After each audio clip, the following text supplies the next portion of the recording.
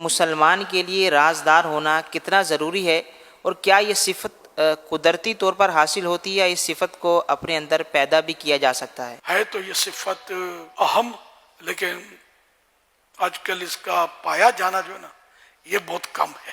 رازدار ہوتے ہیں بعض، لیکن بعض چیزوں میں رازدار ہوتے ہیں، بعض چیزوں میں اگل دیتے ہیں، رہا نہیں جاتا، کسی نہ کسی کو بول دیتے ہیں، کسی کو مت کہنا کہہ کر بھی کہہ دیتے ہیں۔ بشر راز دلی کہہ کر ذلیل و خار ہوتا ہے، نکل جاتی ہے جب خوشبو تو گل بیکار ہوتا ہے۔ گل مانے پھول، کہ پھول سے خوشبو نکل گئی تو اب کس کام کا؟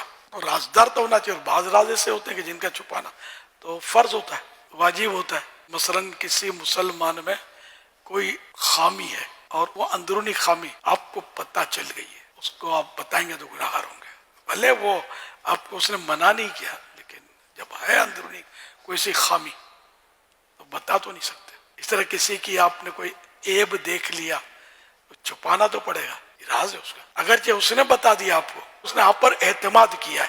اسی طرح کوئی کسی جگہ موجود ہے اور آپ کو پتا ہے، اس کا دشمن آپ کو پوچھتا ہے کہ یہ کہاں ہے، اور آپ جانتے ہیں کہ اگر اس کو پتا چل گیا تو یہ اس کو مار پیٹ کرے گا یا قتل کر دے گا، تو اب یہ کہ اس دشمن کو نہ بتانا یہ واجب ہے، نہ جھوٹ بولنا پڑے گا۔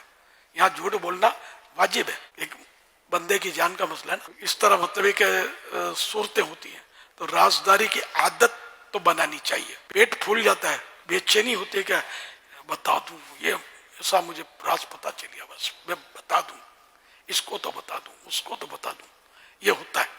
لیکن اگر وہ بات ایسی ہے کہ بتانا نقصان دہ ہے تب تو بالکل نہ بتائے، اور نہ نفع نہ نقصان تب بھی نہ بتائے۔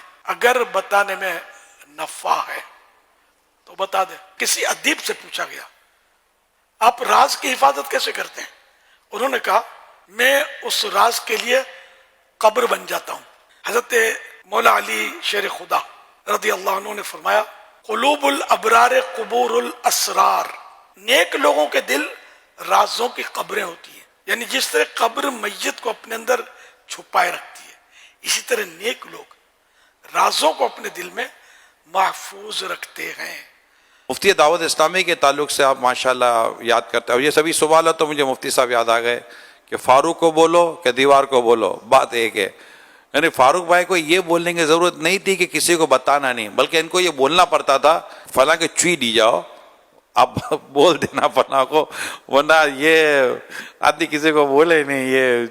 یہ آپ کے اس طرح کے جذبات میں نے ان کے تعلق سے سنے، تو ایسے لوگ بہت کم ملتے ہیں کہ جو اتنے زیادہ پیٹ کے مضبوط ہوں۔